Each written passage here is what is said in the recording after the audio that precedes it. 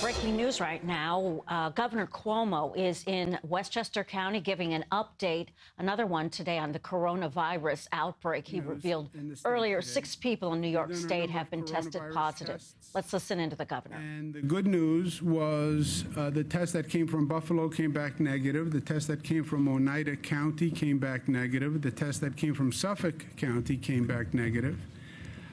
The husband of the healthcare worker who came back from Iran actually came back negative. So that was surprising to me. The less than good news is we know that we have a Westchester resident, 50-year-old attorney who lives in Westchester, practices law in Manhattan, who had tested positive. It also turns out that his wife has tested positive, his son has tested positive, and the daughter has tested positive, and the neighbor has tested positive. The neighbor drove the attorney to the doctor's office. So they were in a car, it was an enclosed place, and that's probably where the infection began. Once you have a situation like this, then the investigation starts because you're trying to find as many people as you can who might have been come in contact to always try to limit the exposures and contain the exposure. It is an imperfect science, especially when you have a situation like this one where you have a person who may have contacted so many people. But you do the best you can. Again, trying to contain. The son, let's start with the 50-year-old attorney, worked in a law firm in Manhattan. We're testing a number of people in that law firm. Some of the tests are pending, but nobody has come back positive yet. The son is 20 years old, is an undergraduate at Yeshiva University. And we discussed that matter at great length, and I'll discuss that in a moment. The daughter is 14 years old and attends the SAR school, and we discussed that matter. The neighbor's children are being tested as we speak to see if the neighbor gave it to his children.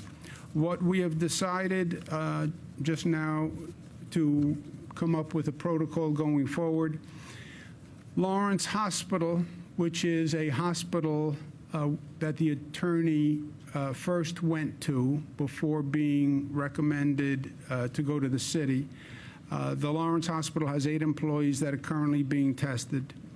The SAR High School will be closed until after Purim, and people who had contact with the individual should be on what we call self-quarantine. Self-quarantine is basically stay in your home, limit the exposure to the number of people that you might come in contact with, and do that through Friday, this Friday. If any symptoms develop, then those individuals should contact a healthcare professional. The synagogue will be closed through March 8th, and those individuals should also be on self-quarantine. Depending whether or not something develops, that might be revisited, but that is the position now. The SAR Elementary School will be closed through Friday, and those individuals do not have to self-quarantine because it was less of a risk of exposure. Yeshiva University will be closed through this Friday, and we'll be doing gathering some additional information and doing some additional investigation, and then we'll make a decision on Friday about Yeshiva University. So we feel comfortable that that is an intelligent plan going forward. It tries to minimize the imposition on people while protecting public health. And I think that is an intelligent resolution. And again, we will revisit this as you get more information, because we're doing testing all the time. If a test comes back positive, you might modify the plan. If a test comes back negative, you might modify a plan. A little context that we really didn't get a chance to speak to upstairs, but I think is important. We're dealing with a coronavirus epidemic. We have a bigger problem, which is a fear pandemic. And the anxiety here is outpacing the reality of the situation. Now, why do people get frightened in general? People get frightened when one of two things happens. Either I'm not receiving information, or I don't trust the information I'm receiving, or the information is very frightening. In this case, the information is not very frightening. The facts are not very frightening. This is a virus that spreads much like the flu virus. Roughly 80% of the people who get the coronavirus will self-resolve, meaning they'll have it, they'll be walking around with it, they may have some symptoms, but they will self-resolve. 20% may have a medical issue where they have to stay at home, where they may have to be hospitalized.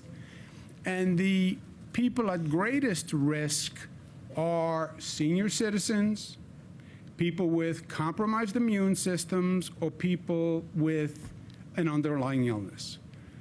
That is our focus. This situation in a nursing home is highly problematic. This situation in a senior citizen center is highly problematic. And if you look at what we've dealt with in New York, it bears it out. The 39-year-old healthcare worker who came from Iran and was tested positive, she never went to a hospital. She's been at home. She's had mild symptoms, and she's getting better. Her husband never even tested positive, and he's getting better. The son and the daughter of the family we're speaking about today, they're at home. None of these people are hospitalized, save one, which is the 50-year-old attorney who had an underlying respiratory illness. And this is a respiratory disease, which makes the point that the target group, the vulnerable group, seniors, immune-compromised, underlying illness, especially an underlying respiratory illness. And even that individual who is hospitalized is in stable condition. So those are the facts of the situation. We're now in this daily mania, one case, new case, positive, negative. The more you test, the more positive cases you will find. So we are creating, we're in this cycle where we are actually creating knowledge of more positives because we are testing for more positives. If you went out today and tested for the normal flu, you would find thousands of people positive with the flu. We have 15,000 people in the hospital today with the flu. So perspective and context here is very, very important. Why are we working so hard to contain it?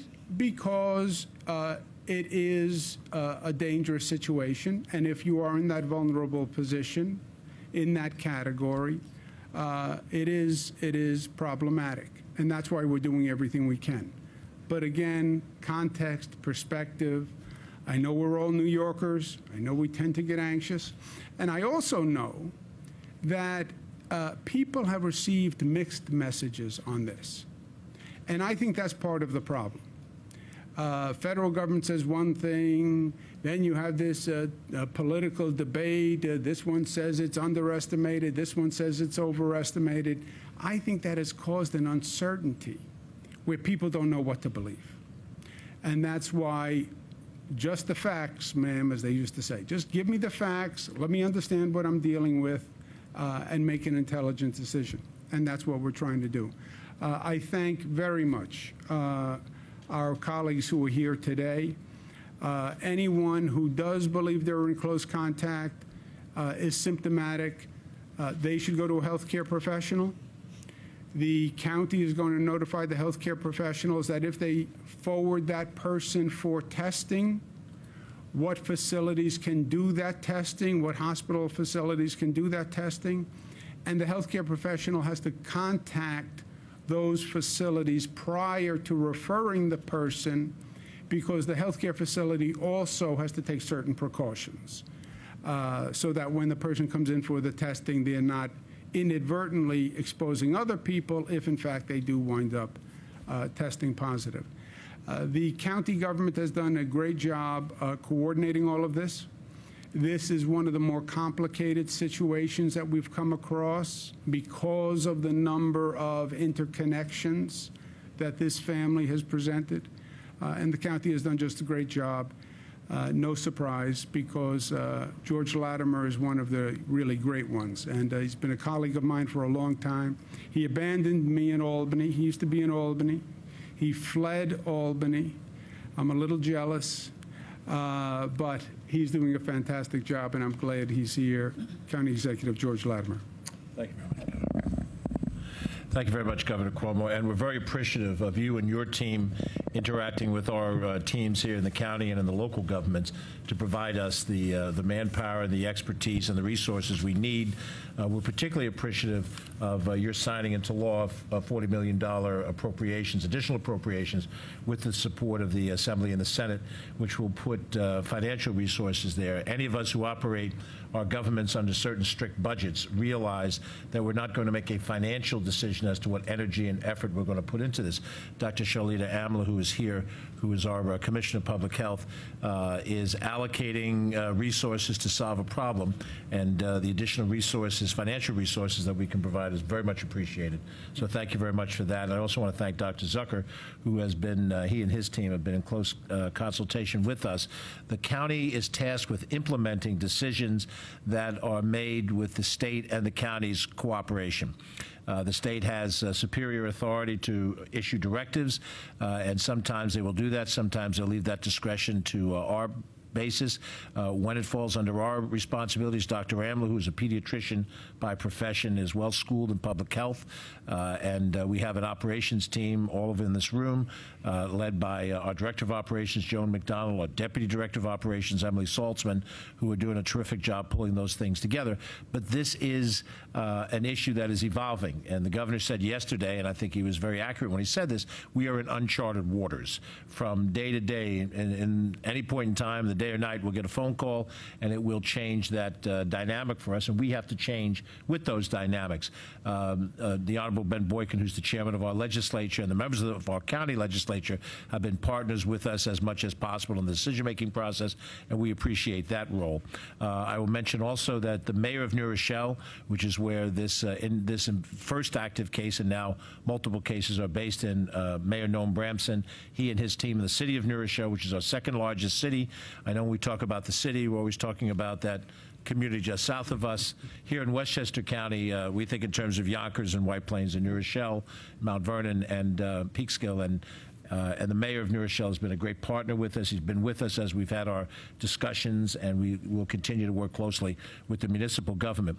At our level, our local level, we realize this problem is not just confined to Westchester County. Some of the executives in both the healthcare and the education field around us have their operations outside of Westchester County, in the Bronx, in Manhattan, and so that is why the state's overview of this is critical. But our purposes of implementation involve us doing some very specific things.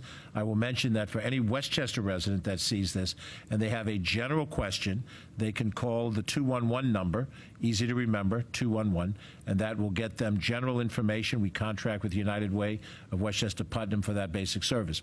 We have established a specific hotline for those individuals that are under self-quarantine triggered through this particular active series of cases. cases, and that does revolve around those in the Young Israel of New Rochelle community that were involved in a couple of very specific events that the lead patient was at, and that number, and I'm sure we'll send it out through social media and through those of you in the media that cover Westchester alone, 866-588-0195.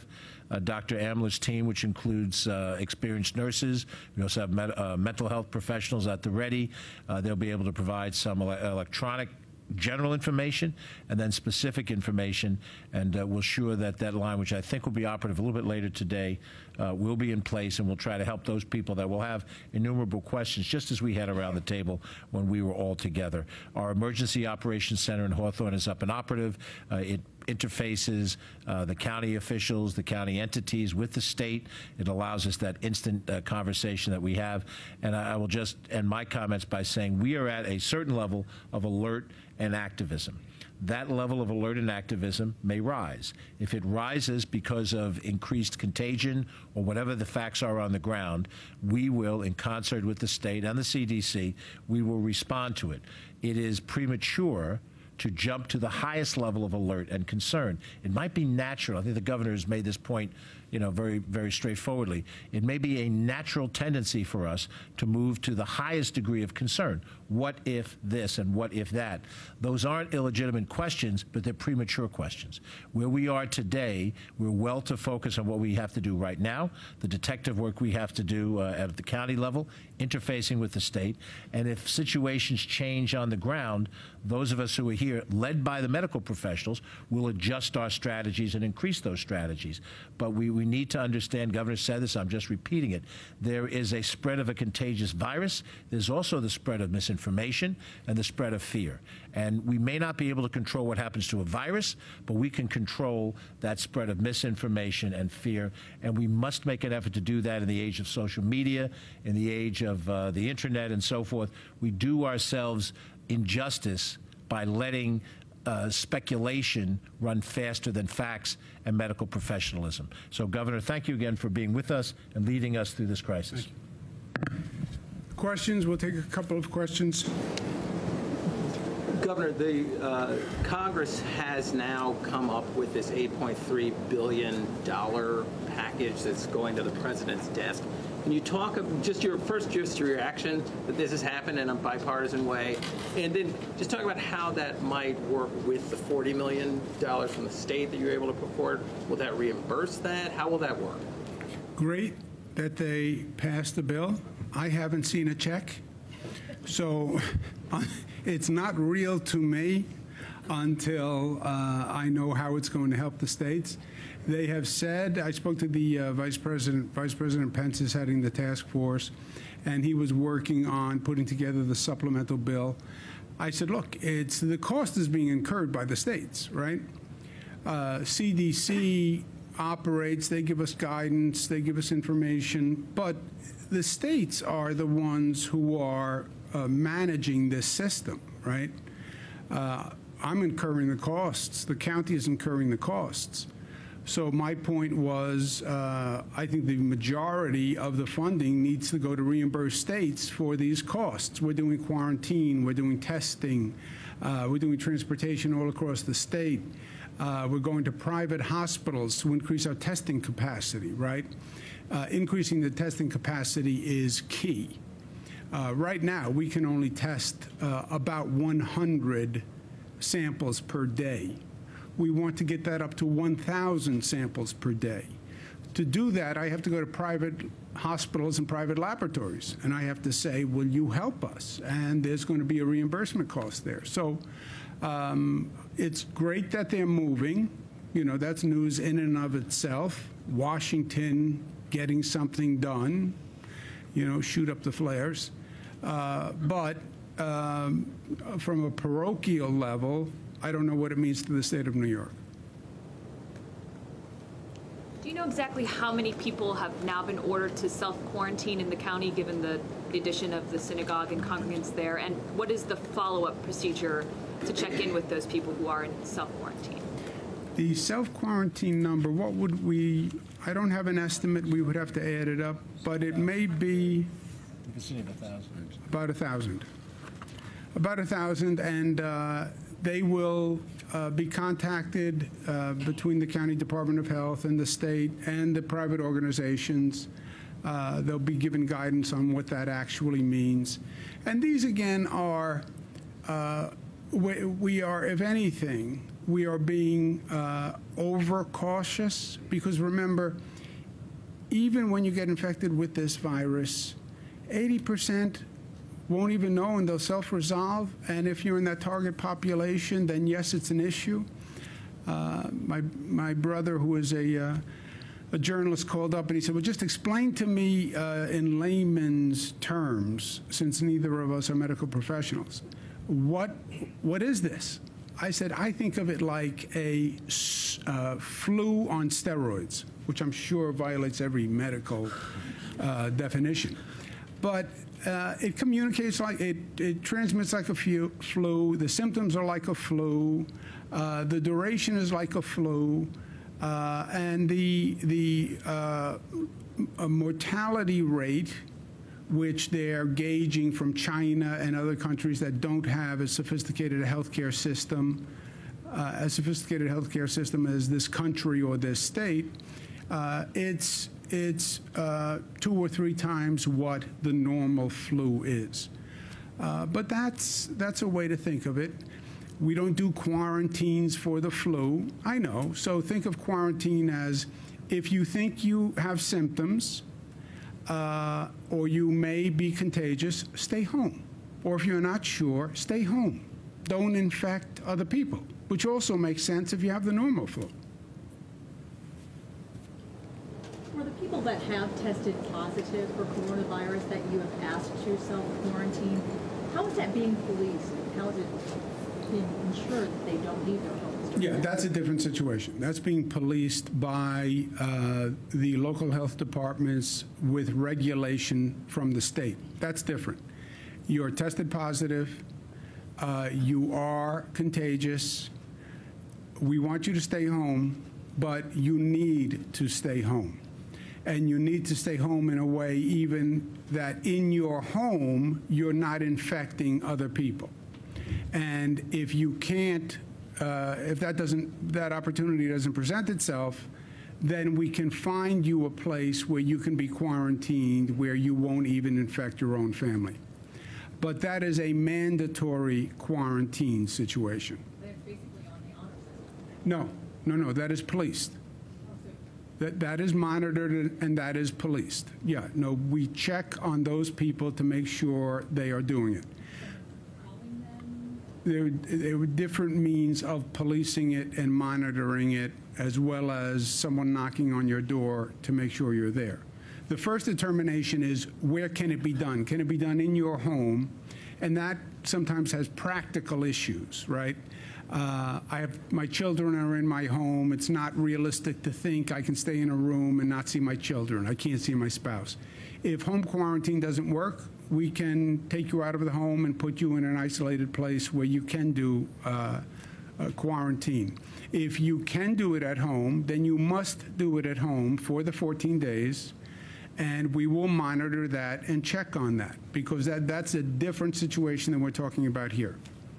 Now, again, remember, what happens if I get infected? What happens if I get infected? 6 people have gotten infected. Besides the 50-year-old attorney, none of them are hospitalized. The 50-year-old attorney is hospitalized because he had the underlying respiratory illness, and he was in that vulnerable category. He is stable and improving. The others never even went to the hospital. They're at home. So, again, perspective. You mentioned for the people that can't stay at home for whatever reason, is there a place planned for them to go to be quarantined? Yes. Yes. If you cannot be quarantined at home, we can find a facility where you can be quarantined. Earlier, you talked about the hundreds of SUNY and CUNY students abroad at affected countries who will be brought back and then placed in dormitory facilities to be under quarantine here. Do you have the specific locations or areas? I can get them to you. I don't have them. 300, this is 300 SUNY CUNY students who were at abroad programs on the 5 countries that are in the top tier of the watch list companies for coronavirus countries. They'll be brought back on a charter flight, land at Stewart Airport, be quarantined in dorm-like facilities on SUNY campuses where we have available dorms for 14 days. Well, Governor, Worcester Middle School here in Westchester has a group of about 30 kids heading to Spain tomorrow on a school trip in light of your recall of CUNY and students. What are your thoughts on those kids going to Spain, which, as of today, from what I understand, has about almost 200 cases of coronavirus confirmed? Well, look, these are obviously schools can make their own decisions. We don't have any state law. But whether it's a school, whether it's a business, whether it's a family, you know, be smart. Look at how this is spreading. It may very well be that you go to a location and then it gets closed and you can't get back. Putting aside the point that you may go to a location and get infected. So a little prudence, you know, when people say, well, today it's fine. Yeah, it's not about today, it's about tomorrow and it's about next week.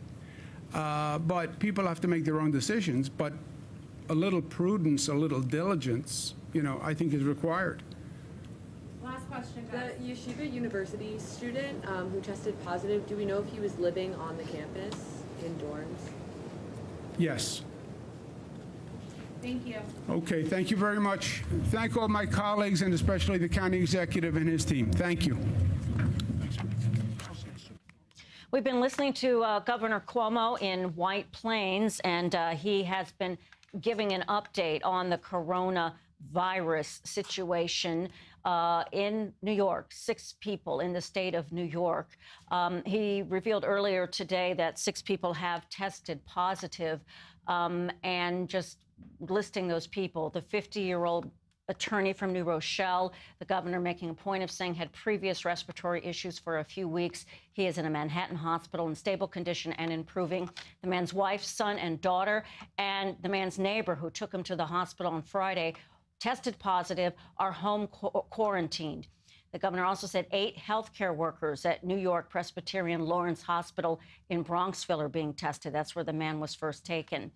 And the 6th person, the healthcare worker in the city whom we learned about earlier this week, who tested positive, she is at home. The governor said she is getting better. And just along with that update, the governor also just talking about, you know, how we all feel, what we're all saying to each other. And he said we're dealing with a coronavirus epidemic and a fear pandemic, talking about anxiety, and made a point of saying the information is not frightening. The facts are not frightening, that coronavirus spreads like the flu. 80% of people who get coronavirus, that illness will self-resolve, the governor said. 20% may stay home or be hospitalized. The greatest risk, senior citizens, people with compromised immune systems or underlying illnesses. So that is the update there. We'll have more for you coming up right here on CBS and New York, the latest on the coronavirus and other local news and your Wednesday weather. Stay with us.